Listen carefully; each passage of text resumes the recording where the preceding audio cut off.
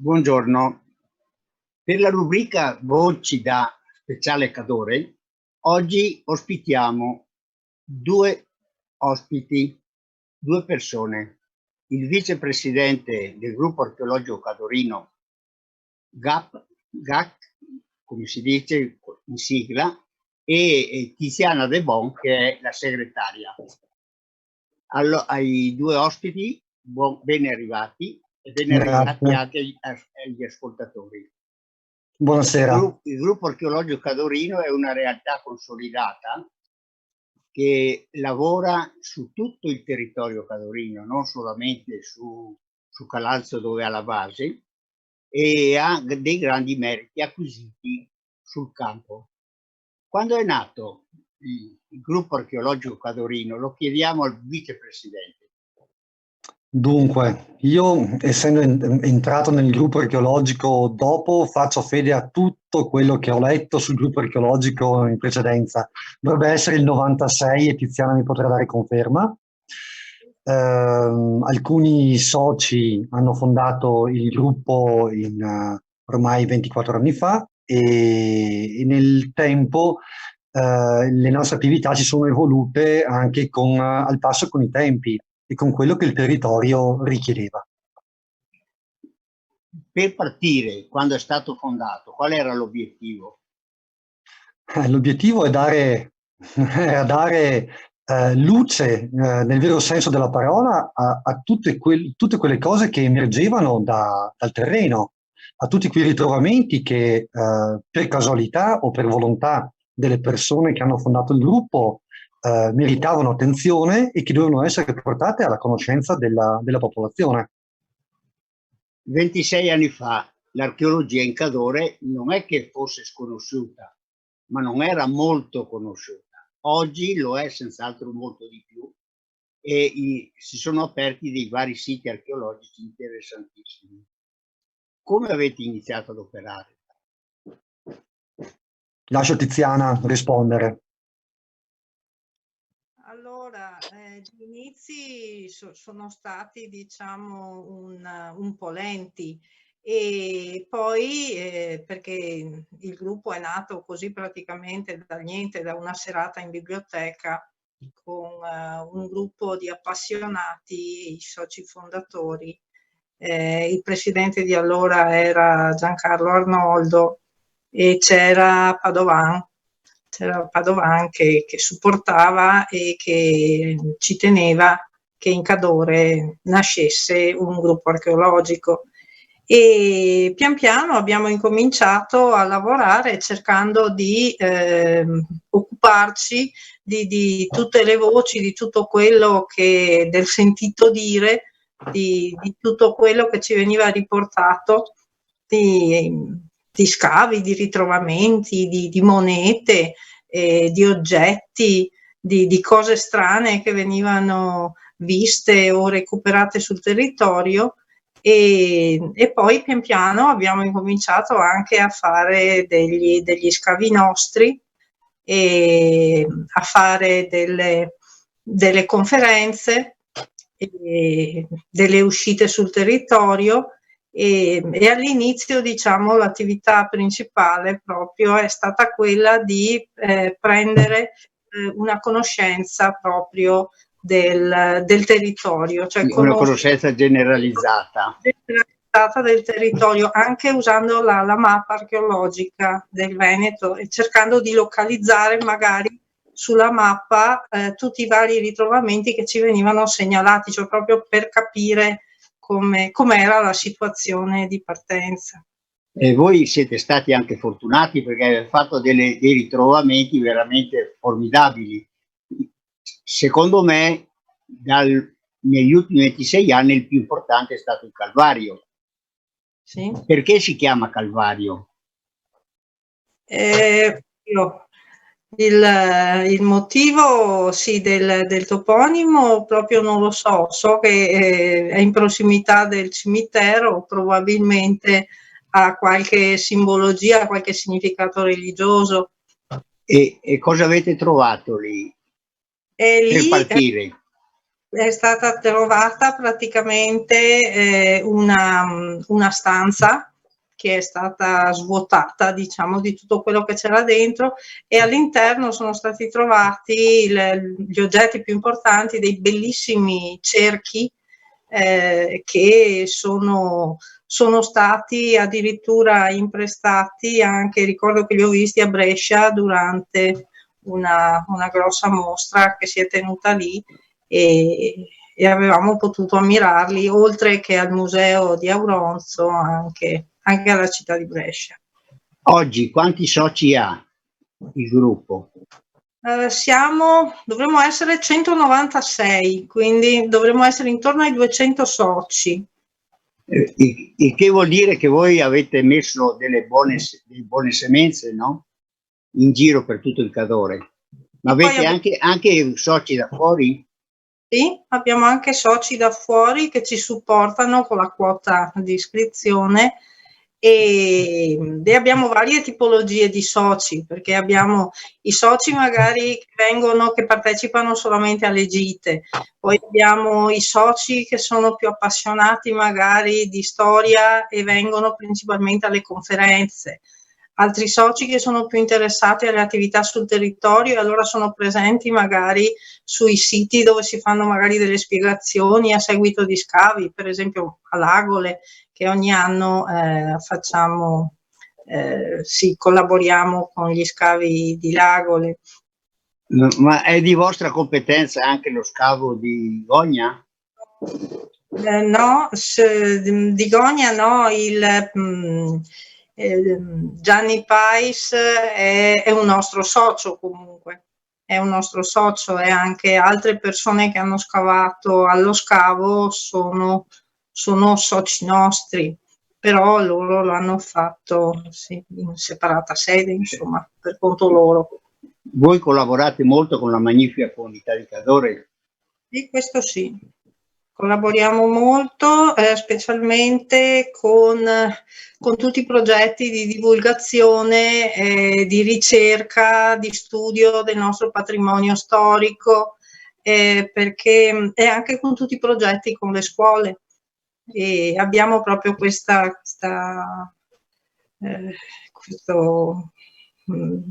mission, diciamo. Questa mission, diciamo, che ci accomuna alla magnifica, alla comunità.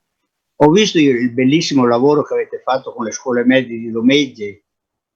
Sì, abbiamo fatto dei laboratori, il progetto con le scuole dura da diversi anni, e ogni anno cerchiamo di ampliare il nostro raggio d'azione, perché siamo partiti all'inizio solo con Domegge, Calalzo e Pieve, e poi invece ci siamo allargati, siamo arrivati alle scuole di Auronzo, siamo arrivati a Cortina anche, e quindi con altri laboratori, con il vicepresidente che si occupa della parte romana, diciamo, della storia, siamo arrivati anche a Castellavazzo, ad Osoledo, cioè quindi il territorio, insomma, abbiamo cercato di essere presenti dappertutto. Perciò voi state ricostruendo quello che c'è sottoterra. Stiamo ricostruendo quello che c'è sottoterra e stiamo cercando di farlo vedere ai bambini, specialmente ai bambini delle elementari e della prima media, in sostanza, perché questo è più d'accordo con il programma che fanno i ragazzi. E come reagiscono? Reagiscono, ne parlo direttamente io, visto che sono interessato direttamente da queste lezioni. Reagiscono molto bene perché vedono la storia da un punto di vista diverso da quello che è un semplice scritto su un foglio di carta, o da una spiegazione di un maestro, di un professore che comunque ha il proprio programma da seguire. Quindi potrei dire che nelle nostre figure divulgative aiutano a completare l'immagine, aiutando anche nella fantasia del bambino a costruire un'epoca e una storia che è parte della loro storia. C'è qualcuno che diceva, uno storico dell'antichità, che se sappiamo ancora nel IV secolo a.C., che se sappiamo da dove arriviamo, conosciamo bene il presente per orientare il futuro. Ed è quello che ci prefiggiamo di fare. Ecco, voi vi state anche allargando in questo momento, perché so che avete collegamenti anche con l'associazione Trame di Storia, con altre associazioni similari. Come collaborate? Collaboriamo in simbiosi completa, perché tutte le attività hanno bisogno di professionalità e nelle scuole non possiamo andare impreparati inventando qualcosa, dobbiamo andare con la capacità di portare conoscenza e quindi la conoscenza che ci si augura aiuti a far crescere meglio i ragazzi per conoscere soprattutto bene la loro storia, il loro territorio. È salvaguardia del territorio, è cultura del territorio. Voi seguite anche la storia della strada della Claudia Augusta Antinate? Io soprattutto, io ho una passione sfegatata da quando sono bambino per la viabilità antica. Ricognizioni sul territorio l'ho fatta anche l'ultima volta 10 giorni fa, insieme a mia figlia e a mia moglie. Anche all'estero, sul Fernpass, ad esempio, fra Austria e Germania, a Garmisch, piuttosto che il Monte Croce Carnico, piuttosto che le strade di pianura. Quindi sto cercando di ampliare la mia conoscenza anche sulla via Claudia Augusta, per la quale il nostro De Bon, appunto, e poi successivamente altre persone come Milo Mazzucco, ad esempio dello Scarpone Alato, e altre persone hanno cercato di indagare portando avanti lo studio della viabilità antica proprio qui in Cadore. Cosa ne pensate dello scippo che gli ha fatto Feltre con la Claudia Augusta Antinate, creando una linea fittizia, una strada fittizia di biciclette, al posto di farla salire in Cadore, l'ha fatto salire per il Trentino? Ho una risposta soggettiva e una risposta oggettiva. Mi vanno bene tutte e due. Allora, la risposta soggettiva è che ancora purtroppo mancano delle prove importanti che giustificano sia un percorso, cioè quello della Valsugana, la Monfeltre per intendersi, che quello cadorino. Nonostante tutto, le evidenze che ci sono sul terreno dei carriaggi e delle antichità, della storia dell'antichità, darebbe seguito che la prima stesura del tracciato sia stata quella, cioè quella di Druso del 15 a.C., sia stata portata nel Cadore per determinate cose. La successiva, quella di Tiberio, di cui c'è testimonianza nel miliare di Cesio Maggiore, per intendersi, o di Rabla a Merano, porterebbe ad indicare una più rapida e facile comunicazione dal Tino verso la Valsugana. Questa è soggettiva e oggettiva per il fatto che appunto mancano queste prove, per cui dobbiamo ancora indagare il terreno. E tutto il lavoro di Alessio De Bon dove è andato a finire? È la base assolutamente. Lui aveva un'idea come tanti avevano altre idee. Io sono stato personalmente nel territorio di Lamon e non ho visto le condizioni necessarie per far attraversare una strada romana di là. Sono sincero. Nonostante alcune tracce, nonostante alcune cose, credo anch'io fortemente che l'indizio primo della prima strada tracciata da Druso sia quella cadorina. Anche perché le documentazioni anche in Austria portano a questo. Quelle che Alessio ha fatto in Austria dimostrano che questa è la strada. È molto più ampio l'argomento, è molto più ampio, tanto che ho trovato anche qui da noi diversi tipi di strada, con addirittura carriaggi molto diversi fra di loro, a segno di epoche di frequentazione diverse. Difficile in questo momento dire ancora qualcosa, aspetterei ancora un momento e io continuerò sulla mia ricerca finché salta fuori qualcosa di nuovo. Beh, io le auguro di portarla a termine, che così le darò anch'io una parte di materiale di quello che gli serve. Grazie. Ritorniamo ancora un attimo sul discorso. Andiamo su a Selva di Cadore, Sì. dove c'è il museo di Valmo, ormai si può chiamare così, non più quello, si chiama di Cazzetta, però si chiama Valmo, perché il personaggio è Valmo. Voi lì avete trovato una miniera, non solo nello scheletro, ma anche nel resto. Cosa ne pensa, Tiziana? Abbiamo portato lì più volte anche le classi, le scolaresche, noi stessi del gruppo, noi adulti del gruppo, più volte ci siamo recati a vedere il museo, a vedere i nuovi allestimenti e a visitare proprio Selva e anche tutte le sue pertinenze. E possiamo dire che la nostra collaborazione con Trame di Storia e con l'archeologo, specialmente con Diego Battiston, che è, diciamo, anche un nostro socio, e che è nato, si è formato nel gruppo archeologico Cadorino, perché ha incominciato a venire a scavare quando era ancora alle scuole medie. E lo portava la mamma, mi ricordo, allo scavo di Pozzale, e lui era appassionatissimo proprio del Ma c'è anche un altro archeologo, Galeazzo? Sì. Dove lavora adesso? Dove opera?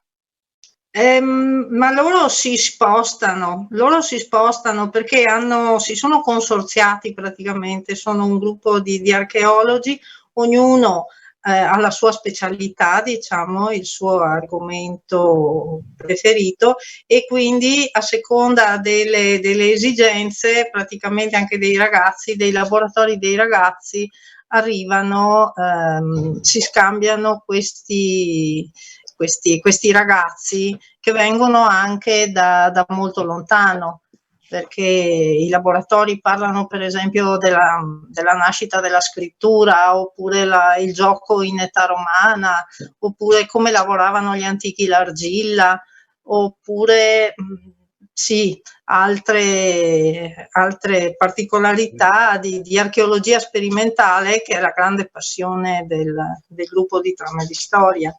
Ma ce la fanno a vivere con gli introiti delle collaborazioni, oppure devono tirare un po' la carretta?